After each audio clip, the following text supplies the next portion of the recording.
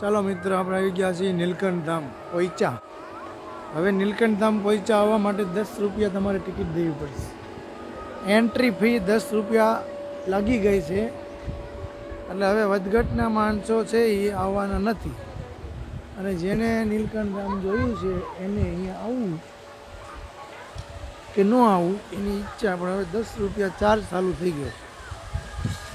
ફુવારા પાણીના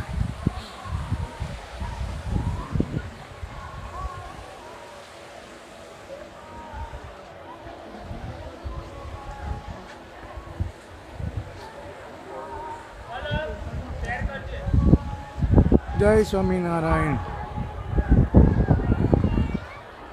નીલકંઠ ધામ પોઈચા અંદર એન્ટ્રી કરવાના 10 રૂપિયા ચાર્જ ચાલુ થઈ ગયો છે.